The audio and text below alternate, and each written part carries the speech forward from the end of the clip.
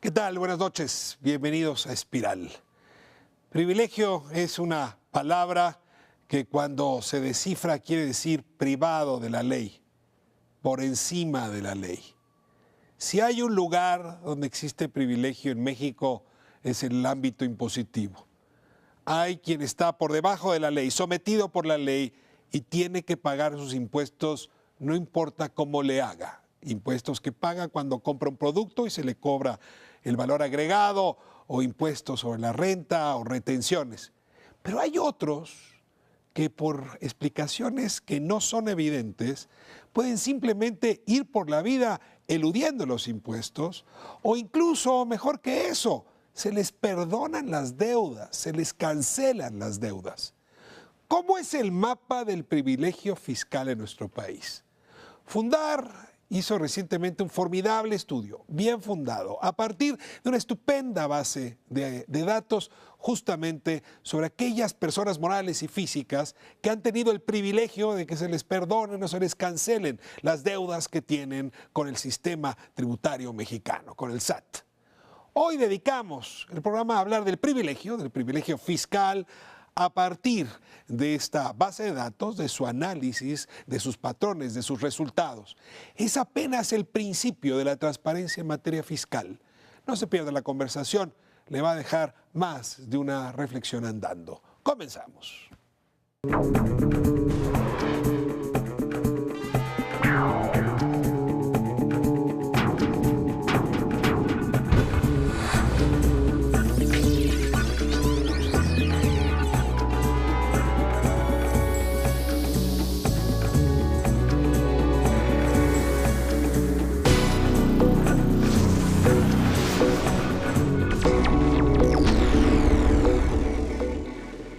Abrimos la conversación prometida sobre los privilegios fiscales con quienes han observado de cerca este fenómeno, lo conocen y tienen propuestas. Les pido, como esta edición en Espiral, que se presenten. Aide, comenzamos con usted.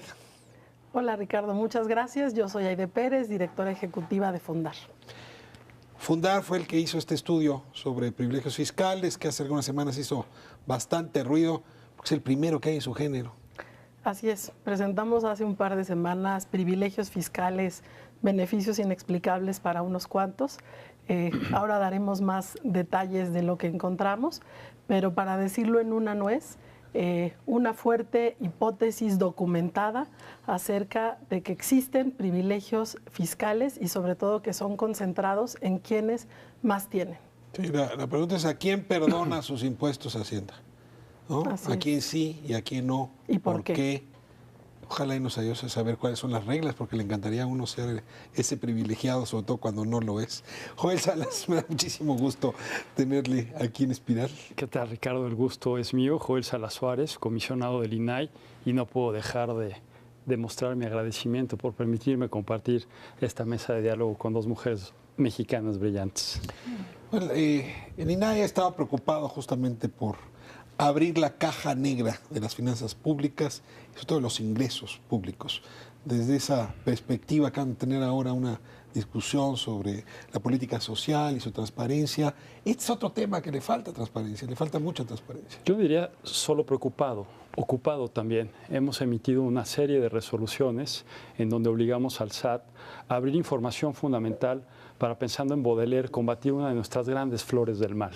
Si no tenemos certeza cuánto y a quién le recaba los impuestos el Estado mexicano, pues va a ser muy difícil poder evaluar en términos generales si las políticas que ha implementado en los últimos años son las más adecuadas o no. Hay que decirlo, si yo tengo desconfianza sobre la equidad a la hora de cobrar impuestos, ¿por qué voy a pagar impuestos? O sea, pues si sé que a ti te pueden descontar o devolver tus impuestos y a mí no, en efecto se genera una incertidumbre que lo que hace es devorar realmente cualquier oportunidad de que las arcas públicas tengan suficiente ingreso. Tengo a Edna Jaime de nuevo sentada, ahora en una silla distinta, pero cada que hay temas de este tipo está con nosotros. Edna, me da muchísimo gusto. Muchas gracias, Ricardo. Edna Jaime, directora de México Evalúa, politóloga, ya con muchos años trabajando en centros de análisis desde sociedad civil. Ahora dirijo México Evalúa Y en México Evalúa hacemos análisis y evaluación de políticas públicas. Tenemos un programa en materia de presupuesto y rendición de cuentas y nos interesa muchísimo la transparencia, no solo en el gasto, también en los ingresos públicos. A ver, déjenme ponerlo en estos términos. Uno supondría que la transparencia ayuda a perseguir a los corruptos, a quienes tuercen la ley, en fin, a que se cumplan las leyes, a acabar con la impunidad. Y a veces yo tengo la sensación de que se agarra a la transparencia como si fuera un rifle o una AK-47 para acabar con... Y en realidad uno pierde de vista que la transparencia es un instrumento mucho más amable que eso. Es un instrumento que construye confianza. Pensaba, ahora que estás a Baudelaire, déjame irme para atrás con Shakespeare, que decía en Sueño de una noche de verano que la confianza es algo que se construye a milímetros y se destruye a kilómetros. Cuando uno no construye confianza sobre el sistema impositivo, se destruye toda posibilidad de que la gente pague impuestos. Y eso quiere decir inanición para el Estado. Sí. De ahí la importancia de un texto como el de ustedes, que por cierto alimenta la desconfianza. Sí, creo que lo dijiste muy claro. Estamos hablando en el centro, por una parte, de equidad tributaria.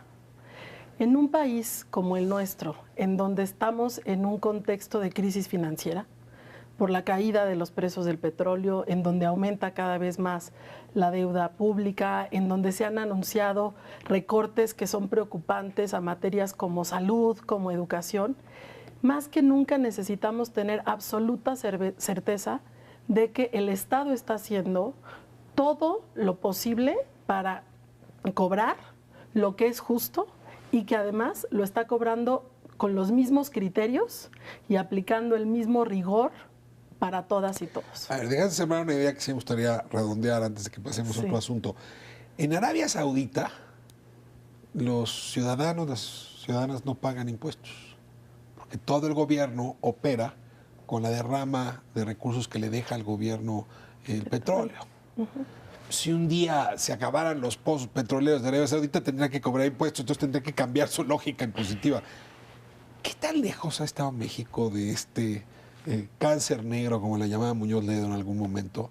El que hayamos vivido de los recursos petroleros permitió esta opacidad. Yo creo que la bonanza petrolera, sin duda, permitía que este no fuera un tema central de la agenda pública y que no cuestionáramos y que no profundizáramos y que no exigiéramos transparencia y rendición de cuentas para realmente analizar la política tributaria del país. Sin embargo, ante la austeridad, ante la crisis, se vuelve más relevante que nunca y hay que darlo. Y justamente es por eso que nosotros identificamos un problema público, que es justamente que no tenemos certeza acerca del trabajo de la autoridad tributaria para dejar de cobrar o perdonar impuestos, que nos parece que tiene que darse un debate informado. Y aquí es muy importante decir que no estamos per se diciendo que ni las cancelaciones o las condonaciones, que ahora podemos hablar que son, no estamos diciendo que sean ilegales. En muchos países del mundo existe esta figura y son legítimas, digamos, tienen un fin. Lo que no sabemos es si se están aplicando de manera correcta y cuáles son los resultados. O sea, es decir, si están realmente contribuyendo a que el Estado sea más eficiente justamente en el cobro de estos impuestos. O sabemos mal quién paga impuestos, quién no, a quién le dan deducciones, a quién se le devuelve el dinero. Sí, ya ni siquiera hablo de personas morales o físicas, en agregados lo tenemos muy mal. El SAT no ha sido bueno comunicando porque no le gusta comunicar. Hacienda no ha sido buena comunicando porque no le gusta comunicar. El Congreso, la Cámara de Diputados, no es un instrumento que sirva para que rindan cuentas. Te pregunto, ante esta como reforma de transparencia, de rendición de cuentas, donde el INAI, antes el IFAI, ocupa un lugar central como agencia del Estado para lograr esa transparencia, ¿sientes que empieza a cambiar las cosas, que hay un diálogo distinto con estas autoridades, o más bien sigue habiendo resistencia? Sin duda hay un cambio, yo diría que un cambio positivo. tanto en términos normativos, porque la ley se ha modificado y ha habido también las reformas necesarias al Código Fiscal para que esta información se pueda transparentar. Pero regresemos al punto de la confianza, que creo que ahí está el tema de fondo en esta discusión. En un momento coincido con Aide en que cuando tienes restricciones presupuestarias y no tienes los mecanismos para aceitar la maquinaria genérica del sistema, todo mundo voltea a ver si los recursos que se están gastando de la mejor forma para dar los resultados que se esperan. Y 20 años después de tener políticas sociales de corte asistencialista, por marcarlas de una forma rápida, pues nos damos cuenta que la pobreza, por ejemplo, no se ha reducido. Ahora que vienen estos recortes fundamentales al sector salud, al sector educación, pues evidentemente tenemos que saber si el Estado va a tener los suficientes recursos para poder mitigar los problemas que siguen siendo reales, y lo que está de fondo es la pérdida de credibilidad en el desempeño de la democracia. Entonces, tienes un autor famoso a nivel internacional como Piketty, en donde te dice que finalmente México no pudo ser analizado porque no está disponible la base de datos. La desigualdad mexicana no se puede analizar igual que la de otros países. Ni la riqueza ni la desigualdad. Y por lo tanto, regresando a la premisa inicial, y que creo que es maravilloso el título, pues justamente uno de los grandes malestares en el país es que lejos de vivir en un estado de derecho, vivimos en un estado de privilegios. Ante las restricciones presupuestarias, si tenemos certeza de que cada quien está pagando lo que tiene que pagar, pues la carga hacia el Estado en términos de protesta va a ser menor. De ahí la importancia de poder conocer esta información para ver si el Estado, con E mayúscula, efectivamente está haciendo la función de redistribución de la riqueza que en principio tiene que tener. Sin demeritar lo que organizaciones como Fundar, como México Evalúa, están haciendo hoy en día, tendríamos que reconocer que esa información no es pública porque desde la sociedad no la pedimos durante mucho tiempo, porque no exigimos, porque nos tuvo sin cuidado, porque incluso quienes debieron de haberla pedido les convenía mejor en lo oscurito arreglar sus problemas que volver una pecera transparente lo que estaba pasando con la alcancía del Tesoro. Creo que en materia de ingresos, la Secretaría de Hacienda tiene un monopolio completo. No hay quien lo rete. El Congreso no tiene las capacidades para poder ser un contrapeso que pueda revisar lo que presenta Hacienda. ¿No tienes capacidades técnicas o políticas o el interés? Las dos cosas. Interés, capacidades técnicas y capacidades políticas. Y creo que estábamos inmersos en una pereza. Como hacíamos que pagábamos y hacían como que nos cobraban impuestos. Una simulación. Entonces, pues realmente no había un interés por la rendición de cuentas. O sea, sí creo que rentas extraordinarias del petróleo generaron que nuestro círculo de rendición de cuentas no funcionara bien. Ahora, ¿qué cambió? O sea, ¿por qué Fundar? ¿Por qué México Evalúa? ¿Por qué otras organizaciones hoy han puesto la mirada en este tema? Llegaron nuevas generaciones, se acabó el petróleo, ya lo tratamos como variable, es la democracia, es una moda internacional. ¿Qué cambió? ¿O es interés de la autoridad? No sé. A ver, yo me regreso para contestar tu pregunta a lo que ponías al inicio. Tú decías, ¿la transparencia está sobrevalorada? ¿No? Lo preguntabas. ¿Realmente va a ser una varita mágica para terminar con la corrupción, con la impunidad, para ir resolviendo los problemas? Lo estoy caricaturizando, pero un poco pareciera a veces que le ponemos mucho bombo y platillo a la transparencia. Y yo coincido en que no es una varita mágica, pero sí nos ha demostrado ser una herramienta poderosa para el control social, para el control del poder, para el control de los abusos del poder. Efectivamente, cuando no se cierra el ciclo de la rendición de cuentas, la transparencia se convierte como en la documentación del cinismo político, sin lugar a dudas. Pero a lo que estamos aspirando organizaciones como nosotros es a utilizar los marcos normativos que, dicho sea de paso, nos han costado muchos años y muchas batallas, y a las instituciones que hemos creado y que también año con año nos cuestan importantes recursos públicos, para dar discusiones informadas sobre problemas públicos muy relevantes. Yo creo que eso es lo que ha cambiado, Ricardo. Hay una sociedad más informada que reconoce que la transparencia es una herramienta para poder generar mecanismos de rendición de cuentas. Antes de hacer este bloque, nada más quiero pedirle al comisionado que me ayude a distinguir entre dos cosas que son distintas. Una cosa es una oficina transparente donde yo me puedo asomar. Y otra cosa es un funcionario que está obligado a publicitar lo que hace. Lo primero es transparencia, lo segundo más bien son información abierta, gobierno abierto, bases de datos abiertas. Ahí es donde yo creo que a veces está sobrevalorada la transparencia. En el tema de impuestos, más o menos uno se puede acercar a ver a través de la pecera, pero desde luego que la autoridad no publicita nada, joder. Yo creo que estamos avanzando, insisto. Antes efectivamente no había nada, ahora incluso ya quedó como una obligación de oficio, es decir, la autoridad lo tiene que publicar. ¿Cuál es el problema de fondo? Que no conocemos series históricas, insisto, para poder evaluar si las políticas públicas que hemos desarrollado como Estado mexicano han sido las mejores para buscar un fin que es mayor, que es reducir la desigualdad en el país. Entonces, yo creo que el problema de fondo ahorita tiene que ver más con el desempeño de nuestra democracia.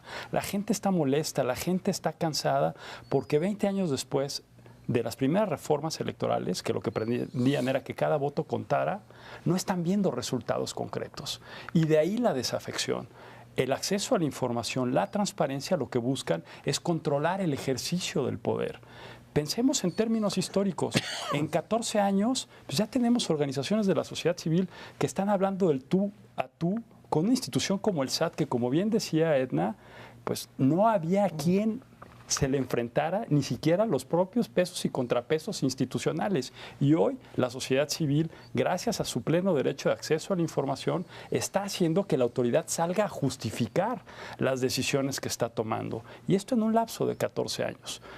Que se puede hacer más, que se tiene que hacer más, sin duda, pero creo que también tenemos que reconocer que los dispositivos institucionales que se han venido construyendo en los últimos años están dando resultados. Yo recuerdo hace algunos años cuando un par de empresarios muy ricos, muy poderosos en México vendieron Banamex, fueron señalados por no haber pagado impuestos.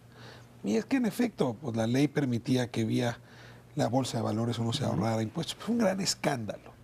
Yo recuerdo otra compañía dedicada a producir pan que por invertir fuera del país, pues se pudo deducir una cantidad enorme de sus ingresos aquel año.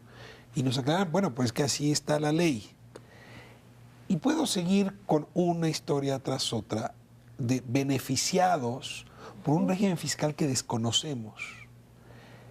La verdad es que estos casos hasta ahora habían sido solo eso, casos, anécdotas.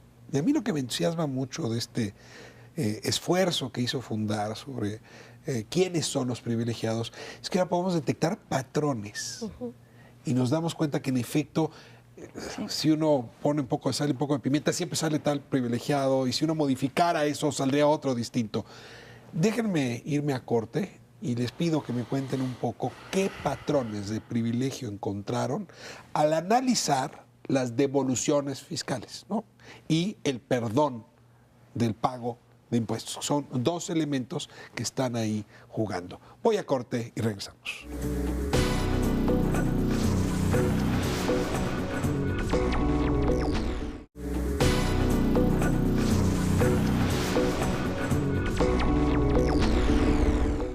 Estamos de vuelta en Espiral hablando de privilegios, uno de los privilegios más desagradables de nuestro país, el privilegio fiscal. Cuando uno paga impuestos porque es un asalariado, porque está en nómina y porque no hay posibilidad de decir que no, te lo retienen. Cuando pagas impuestos cada vez que compras algo porque te cobran el IVA, pues sí te molesta ver que quienes no están en nómina, no son asalariados, tienen privilegios enormes. Ahora, cabe decir que no todas las empresas en este país tienen privilegios, pero hay algunas que sí. Y este estudio de Fundar sobre los privilegios fiscales nos arroja a luz un mapa de privilegios. Déjame pedirles por lo pronto, Edna, te tocaba a ti la palabra, si quieres que expongas tu lectura de este documento y luego entramos en profundidad con Aide. A mí me parece fundamental la aportación que hace Fundar con este documento porque abre un debate justamente sobre el tema de los ingresos. Ya lo decía, sobre los ingresos no tenemos mucha información. Nuestro trabajo se ha volcado sobre la transparencia en el gasto y hemos avanzado de manera importante a nivel federal. Pero sobre los ingresos no tenemos nada. En México Evalúa ya teníamos una agenda, estamos perfilando una agenda porque encontramos que hay ingresos que no se explican fácilmente, que vienen a financiar ingresos extrapresupuestarios, que vienen a financiar presupuestos paralelos, una cosa complicada. Entonces, bolsitas y bolsotas que uno no sabe de dónde tenía el secretario de Hacienda en su mano. Que supera la discusión presupuestal. El legislativo es muy superado, el ejecutivo tiene amplios márgenes de actuación discrecional. Entonces, me parece que esto va a detonar un debate muy importante en materia de transparencia de ingresos, por un lado, también en materia de financiamiento de nuestro gasto. O sea, con los ingresos se detona el ciclo hacendario y creo que necesitamos mucha información al respecto. Y me parece que va a detonar también un debate interesantísimo sobre privilegios y el tema con el que iniciamos esta conversación. Si percibimos inequidad, no habrá cooperación. Tendremos que tener un aparato punitivo que nos amenace todo el tiempo para que paguemos impuestos a unos pocos. A ver, yo vi con atención este documento, tuve el honor incluso, gracias a ti, de presentarlo junto con ustedes. Y yo tengo una imagen en mi cabeza de lo que este documento podría ser. Y se me antoja la del arqueólogo que entró a una cueva con muchas pinturas rupestres y tiene primero una lamparita que alumbra un pedacito. Pero no sabe a partir de ese pedacito todo el universo que hay en esa pintura rupestre. Aide, con tus propias palabras, ¿qué es este documento? Y todavía nos podría ayudar. ¿Y qué no es este documento de privilegios fiscales? Claro. Voy a explicar muy rápido las dos figuras que analizamos. La cancelación de créditos fiscales y la condonación de créditos fiscales. Un crédito fiscal es el monto que adeuda a una persona física o moral por cuestiones de impuestos. O sea, alguien no pagó impuestos, Hacienda lo sabe y estás en conversación, me debes. Es una deuda que tiene una persona física o moral con el Estado por impuestos que no ha pagado. Y entonces, ¿cabe que te condone? O que te cancele. O que te cancele. ¿Cuál es la diferencia entre condonar o cancelar? Que te perdone es que ya no tienes una deuda. La condonación es un perdón de la deuda. Okay. Se borra. Como el rey, le dice, ya no hay problema. Ya no hay deuda. Okay. La cancelación es dejar de cobrar. O sea, dado que esto está muy difícil, ya se murió la persona, ya se fugaron a las Islas Fiji, se cancela. Hay dos motivos en la ley. Para cancelar. Imposibilidad práctica de cobro. Se murió, la empresa está en quiebra, etcétera. O incosteabilidad. Me cuesta tan más difícil caro, mandar una auditoría que... Me cuesta más caro cobrarte, ¿no?, que lo que me va a devolver el lo caldo que tú que me las debes. albóndigas, Tal diría cual. el refrán. Ok, ya entendí hasta acá. Condonación o cancelación de deudas fiscales. Exacto. ¿Cómo analizan esa información si es tan oscura? ¿Cómo la consiguieron? Cuéntame un poco a la Sherlock Holmes que hizo Fundar. Claro. Nosotros nos enteramos de este tema en 2007 cuando vemos que hay un decreto, una decisión de la Cámara de Diputados de hacer una cancelación masiva de alrededor de 670,000 contribuyentes por 61,200 millones de pesos. Es decir, la Cámara de Diputados decide cancelarle a 670,000 personas o empresas alrededor de 61,000 millones de pesos. Para dar una referencia, pesos es lo que pesa Prospera, oportunidades. Es lo que en su momento más o menos era Prospera, ¿no? Ahora Prospera. Fuerte, ¿no? Es muchísimo dinero. Si hubieras cobrado eso, tendrías un Prospera doble. Es muchísimo dinero. Entonces ahí nos llama la atención y decimos, a ver, finalmente, ¿por qué estos ingresos no están entrando al Estado mexicano para financiar los problemas enormes que tenemos como país? Y entonces empezamos a tratar de obtener información y nos empezamos a topar con el famosísimo secreto fiscal. Los créditos fiscales llevan el mismo apellido, el secreto fiscal, así es que solo Hacienda conoce esos secretos. Sí. Y ha sido 6 años de batalla por la transparencia. Creo que no vale la pena profundizar y contarla toda. Lo que es importante decir ahora es que después de muchas batallas, grabadoras, un virus en la cuenta del SAT. Reformamos la Constitución. Y digo reformamos porque fue una batalla de la sociedad civil. El sexto constitucional, que consagra el derecho de acceso a la información, hicimos una ley general de transparencia y una ley federal, en donde ha quedado de manera muy puntual que esta información tiene que ser pública, desagregada. ¿Quiénes son? El IFAI, todavía no era INAI. Me acuerdo, Ángel Trinidad dio esta batalla a morir. Quería conocer el listado de aquellos a quienes se les habían perdonado o cancelado los créditos fiscales. Y recuerdo que el SAT le dijo no. ¿Fue la ley lo que permitió ahora abrirlo? Ahora, sí, adelante. Son dos cosas. En efecto, en ese momento lo que se dio fue como una colisión de derechos y está el derecho de acceso y la protección de datos personales porque el Código Fiscal así lo determinaba. Gracias a estas primeras resoluciones y luego a la modificación de la ley, se modificó también el Código Fiscal. Por eso, a partir de 2014 a la fecha, es que podemos conocer toda la información y en la propia Ley General quedó establecido como obligación de oficio. Pero yo creo que los puntos ya están claramente puestos sobre la mesa. Y en el fondo, la riqueza, creo yo, del estudio de Fundar es que nos va a permitir nuevamente evaluar si las políticas públicas que hemos implementado son las mejores, si los recursos que recibimos están bien utilizados y bien canalizados. Y para mí, un tema que es de mi particular interés es si tenemos una política fiscal progresiva y redistributiva o no. Porque ¿por qué le subimos el IVA? ¿Y por qué no subimos, por ejemplo, un impuesto sobre la renta para que conforme tengas mayores ingresos, tú pagues más? Y no al conjunto de la población. Déjame guardar como ese, porque sí ese es el plato fuerte, hacia el siguiente segmento, nada más para alcanzar a entender qué fue lo que descubrieron. Sí. A ver, el SAT le entregó a Fundar la lista de todas aquellas personas, morales o físicas, a quienes se les ha condonado o cancelado. Esa información la tienen ustedes, se las entregaron en un disco duro, la bajaron de la nube, está accesible, todo el mundo la podemos ver, yo la puedo revisar hoy. ¿O te costó trabajo conseguir esa base de datos? El SAT, después de toda esta pelea, sube la información a su página web de manera poco accesible, hay que decirlo. Uno tiene que saber buscar la información, encontrarla, se entra por distintos botones, etc. Nosotros lo que hicimos fue extraer toda esta información y ponerla en una base de datos que fuera accesible con un buscador que te permita ver por estado, por RFC, por razón social, los montos que fueron cancelados o condonados desde que comenzó a aplicar la ley de transparencia. 2015 para acá que tenemos información más completa. Si mis datos no fallan, ustedes se dan cuenta que de esa fecha ahora hablamos de 200,000 millones. ¿Cuál es el monto ahora? Nosotros, un dato importante, las cancelaciones en el sexenio de Enrique Peña Nieto ascienden a 180,000 millones de pesos.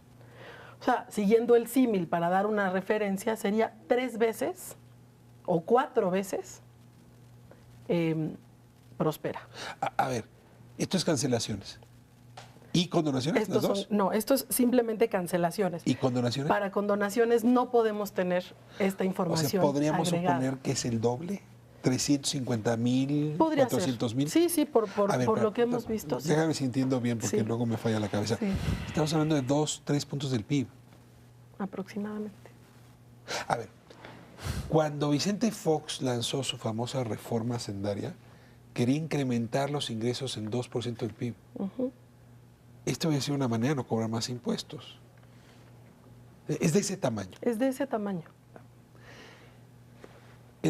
Leyendo el documento, no alarma tanto la cifra como saber que son recurrentes los privilegiados. Absolutamente. O sea, resulta que te lo perdonaron ayer, pero ya te lo perdonaron el año anterior y el año anterior.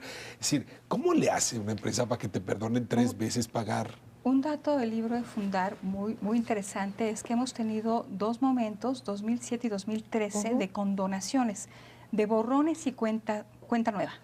O sea, cada que se acaba un ciclo gubernamental, una administración, en la siguiente administración... Te perdonamos lo que nos debías. El año del perdón. Pero ahora sí paga. Muy judío, muy hebraico. Es una manera de invitarte a que te regularices, de que reinicies tu relación con Hacienda.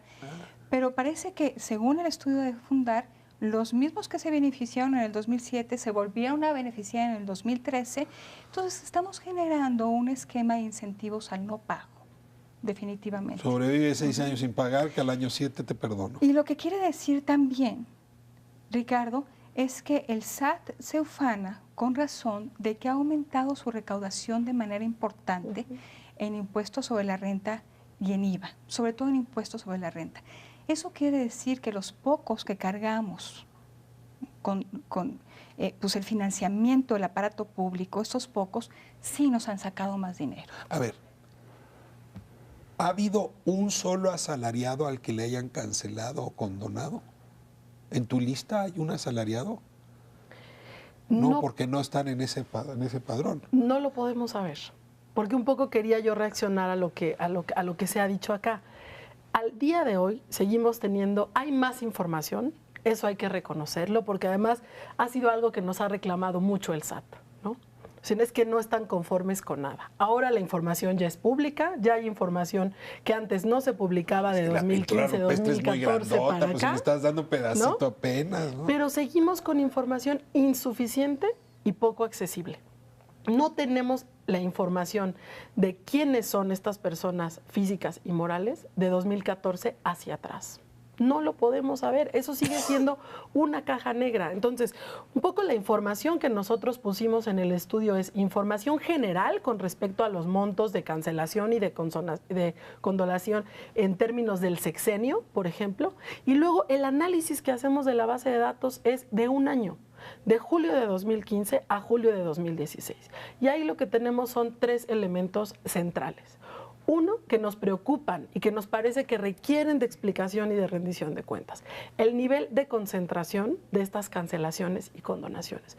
Muy pocas personas o empresas se llevan el beneficio de ser canceladas o condonadas. O sea, del universo de contribuyentes en este país, hay realmente una constelación chiquitita. Así es. Que se beneficia. Sí. ¿Tienes los números? A ver, por ejemplo, porque son distintas las figuras cancelaciones y condonaciones, pero de las cancelaciones, las personas físicas, no las empresas, las personas físicas, ya decía yo, en el periodo de julio de 2015 a julio de 2016, el 10% de las personas físicas acumuló el 99% de los montos cancelados para personas físicas. Estamos hablando de 6.400 millones alrededor, que son quienes se llevaron el beneficio de esta cancelación. O, por ejemplo, los 10 más altos, digamos el top 10 de personas físicas a las cuales se les cancelaron sus créditos, se llevaron el 26% del total de las cancelaciones para personas físicas. Hay una concentración muy fuerte. ¿Cuál será la variable? ¿El despacho de abogados o de contadores que tienen? La posibilidad de derecho picaporte con el SAT, el azar. O sea, ¿cómo te alcanzas a explicar? ¿Cómo se alcanza a explicar que esté tan concentrado el beneficio y tan disperso el costo? Hay despachos fiscales que se dedican a esto. Y nosotros fuimos a verlos para que nos explicaran. Y los servicios que ofrecen los despachos fiscales a los que no tenemos acceso cualquier contribuyente, justamente te ofrecen utilizar el marco normativo a tu favor, utilizar las relaciones políticas al interior de las estructuras gubernamentales. Está en el menú. Claro, y estar al pendiente de las cancelaciones masivas, de estos programas de cancelación para ser beneficiados. Pero esto es una parte que es muy importante porque justamente a partir de eso quienes tienen estas posibilidades y este poder adquisitivo pueden tener ese beneficio. Pero hay cosas peores que por supuesto no tenemos la posibilidad de alguna manera evidenciar. ¿Tú dirías que corromper a la autoridad?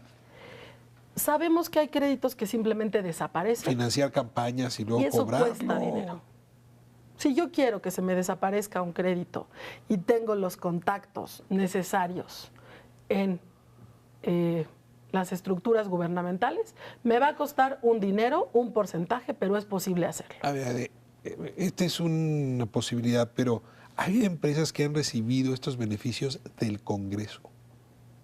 Esta cancelación masiva de 2007 fue por el Congreso.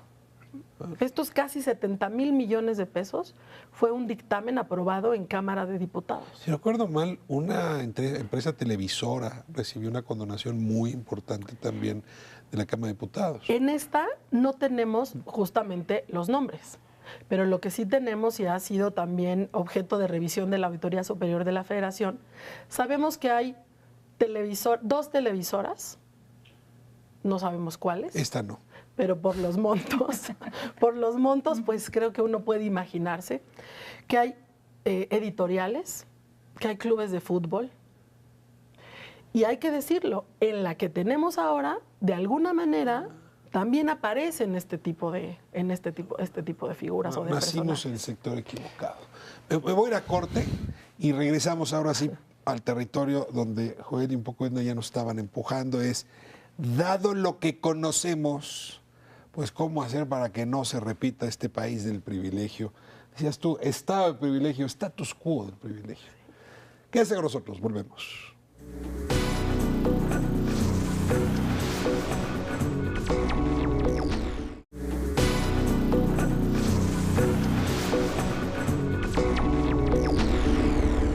Bueno, estamos de vuelta en Espiral, boquiabiertos con los privilegios fiscales que algunos tienen. Y bueno, yo podría aquí conducir el programa en dos direcciones. Una, como programa de chismes. Entonces les pido, cuéntenme quiénes, sus apellidos, a qué se dedican. Y aquí los cocinamos a todos en su jugo. Pero tengo un segmento y prefiero utilizarlo no en el amarillismo que a veces también regocija, sino en una mirada hacia adelante. Es decir, lo dijeron al principio, con este marco fiscal no hay confianza. Sin confianza no hay ingresos. Sin ingresos no hay Estado. Sin Estado no hay país y le sigo largo. Entonces, está claro a todas las partes que no es borrón ni cuenta nueva, pero esto no puede seguir ocurriendo. A ver, les pregunto, tomen la palabra el que prefiera, ¿hacia dónde redirigir la cuestión para que en unos años tengamos la pintura rupestre completa, no solo para linchar a los culpables, sino para resolver de una vez y por todas las deficiencias del ingreso fiscal en nuestro país? A ver, yo te diría que antes el poder era información. Hoy la información es poder. Y la ciudadanía se está empoderando gracias a que está utilizando la información. Hoy tenemos garantizado, para regresar a lo que tú decías, el ciclo acceso a la información, transparencia, y anhelamos a que en materia fiscal podamos hablar de un gobierno abierto fiscal. Es decir, poder conocer con precisión las bases de datos de cuánto está ganando, por decir. Hay que recordar, nuestro país tiene una gran concentración de la riqueza. Creo que hace poco Gerardo Esquivel puso el dedo en la llaga. El 1% detenta el 20% de la riqueza nacional.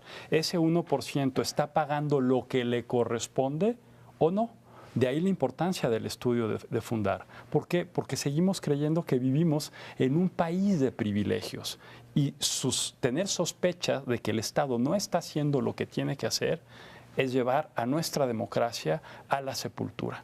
De ahí la importancia de que este debate que inicia Fundar junto con otras organizaciones de la sociedad civil sea un punto de partida y no un punto de llegada. Porque como lo decíamos hace rato, es muy injusto que justamente quien tiene el capital para invertir y pagar en estos despachos fiscales sea quien menos paga.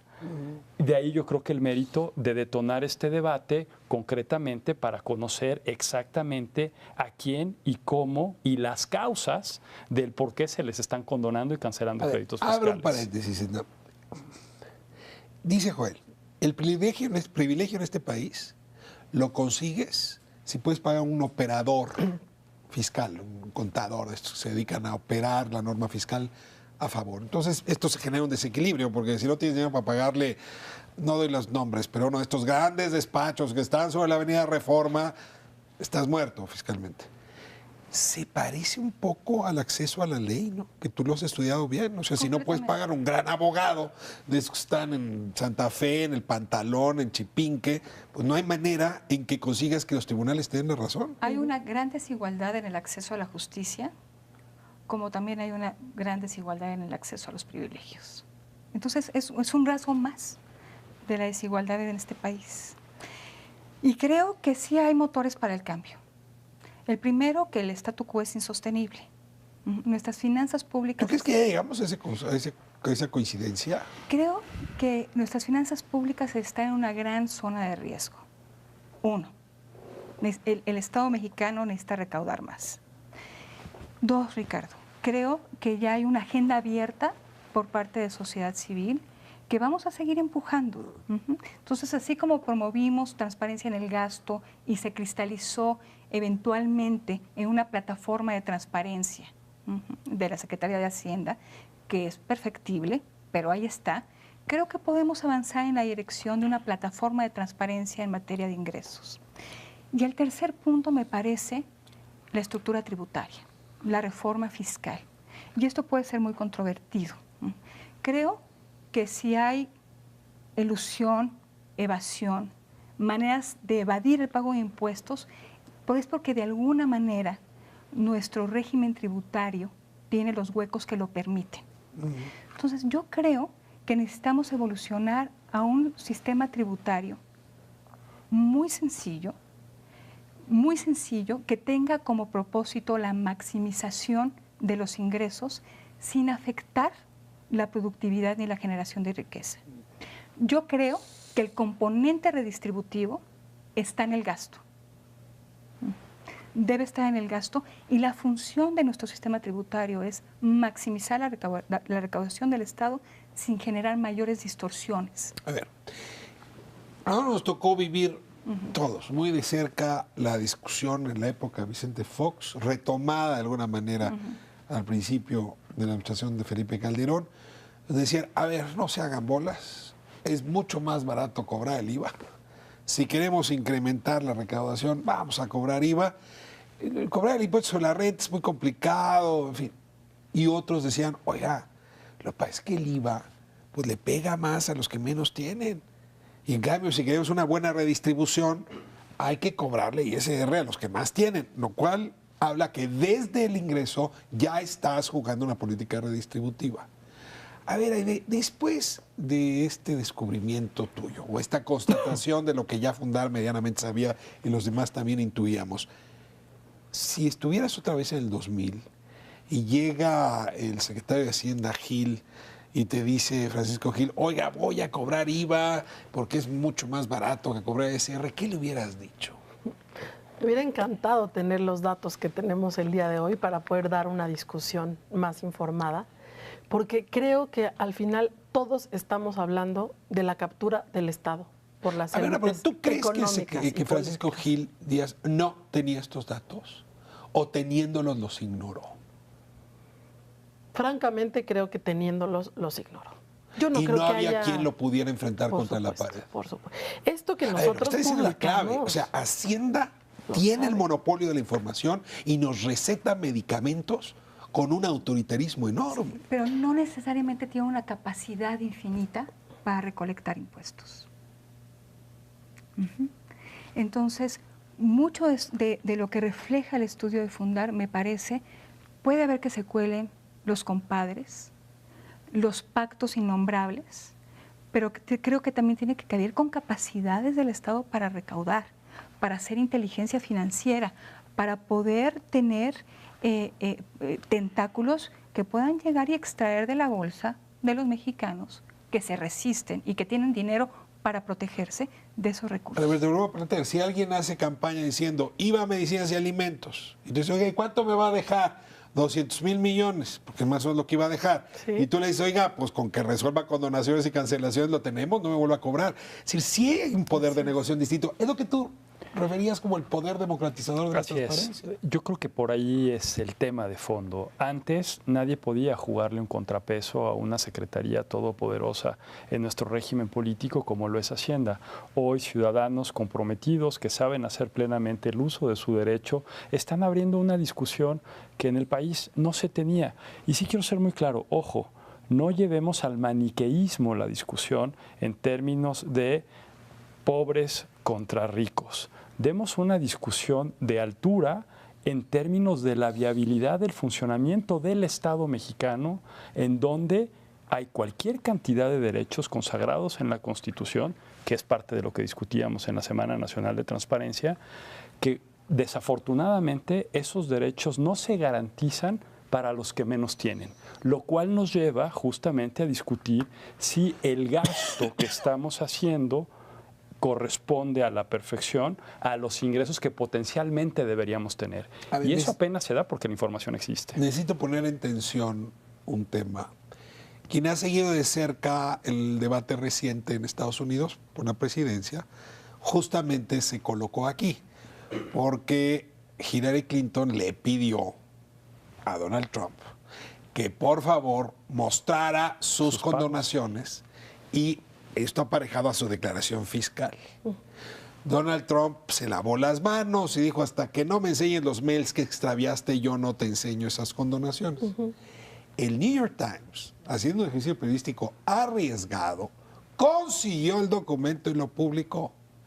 En Estados Unidos eso es dato personal, eso es secreto fiscal, y es probable que los directivos del New York Times puedan pisar la cárcel por haber exhibido ese documento.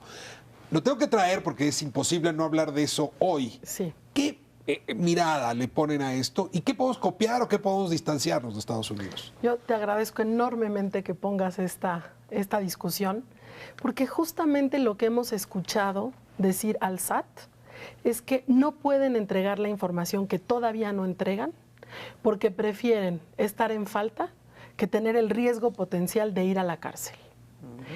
De verdad, yo creo que ese argumento en este país, con la Constitución y con las leyes que tenemos, no se sostiene. Yo no conozco, y ustedes díganme si lo conocen, a un funcionario público que haya ido a la cárcel por cumplir la Constitución. El artículo 6º constitucional dice, las resoluciones del INAI son definitivas e inatacables. El INAI le ha dicho al SAT por lo menos en 32 ocasiones, ya hice ponderación de derechos, prueba de daño, prueba de interés público en este contexto, y es más importante el interés público de publicar la información que la protección de datos personales. Entréguelo. Y aún así el SAT dice, no, porque hay secreto fiscal y porque puedo ir a la cárcel. Ya te rebotó la pelota, güey. No, a ver. ¿Por qué dice eso el SAT? ¿No son ustedes suficiente autoridad? ¿Qué?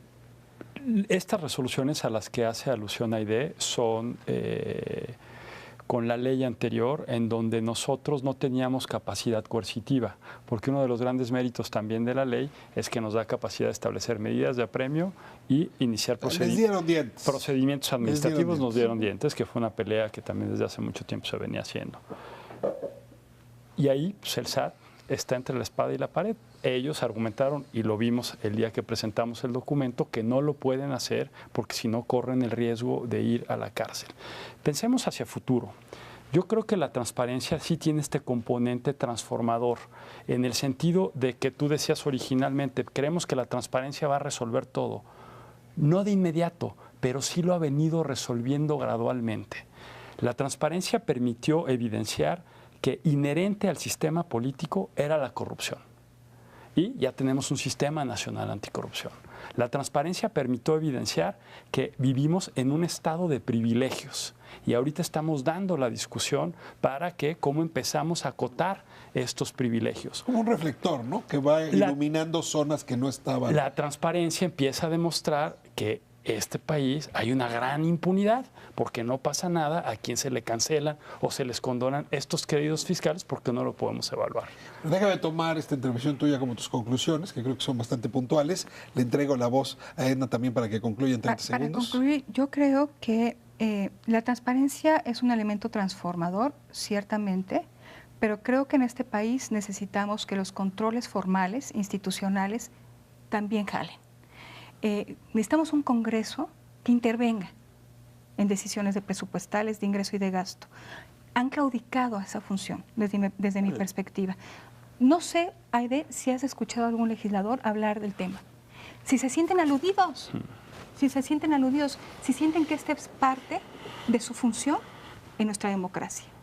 Entonces, la transparencia es muy importante, pero necesitamos activar los contrapesos formales. Creo que la confianza se sustenta en una percepción de equidad, de trato equitativo. Y creo que la confianza se muere cuando se vincula con la corrupción. Hay una correlación tal entre confianza y corrupción que creo que si no logramos resolver esos temas vamos a estar atorados en el tema fiscal por muchos años, por más que el SAT nos amenace. Te agradezco muchísimo. Aide, te entrego el micrófono. Cierras. Sí, yo creo que no podemos dejar de contextualizar la conversación que hemos tenido. Estamos viviendo una crisis de legitimidad y confianza del Estado mexicano muy importante, muy profunda. Me parece que si las autoridades fueran medianamente conscientes de esta crisis que hay de representatividad, de legitimidad, de confianza, ya ha habido una cantidad de manifestaciones de todo tipo, ¿no? Lo menos que pueden hacer es abrir información, rendir cuentas a cabalidad y dar discusiones informadas para asegurarnos que estamos pagando quienes tenemos que pagar lo que nos corresponde. De otra manera, seguirse amparando en lo que les permite, no les permite la ley, utilizando figuras a modo como el secreto fiscal y tal, nos sigue mostrando cuál es la lógica del Estado en una, digamos, como una lógica de abuso de poder, en una inconsciencia de cuál es la realidad que por lo menos yo observo todos los días en este país. Pues les agradezco muchísimo a los tres por esta conversación. Creo que ilustra muy bien lo que un estudio de este tipo puede hacer. Felicito a Fundar por esta iniciativa y por lo que puede alcanzar. Y de mi lado, déjeme cerrar con una nota de optimismo porque la tengo. Más allá del contexto de transparencia y rendición de cuentas que ahora la ley nos permite, hay una ventaja añadida. Tenemos una pugna en el ring de dos actores que son el mismo, Hacienda contra Hacienda. La Hacienda que tiene que recaudar más y la Hacienda que no quería entregar esa información. Va a ganar la Hacienda, como aquí dijeron, que quiere recaudar más y por eso hay hoy una oportunidad para que finalmente sepamos quiénes son los privilegiados, quiénes tendrían que ser igualados y cómo modificar las políticas de recaudación para que el Estado tenga suficiencia presupuestaria y cumpla así con los derechos, las obligaciones fijadas en la Constitución. Es un gran tema, no lo pierda de vista, lo va a seguir siendo por los próximos años. Nos vemos próxima semana, Canal 11. Gracias por habernos permitido con generosidad entrar a su hogar.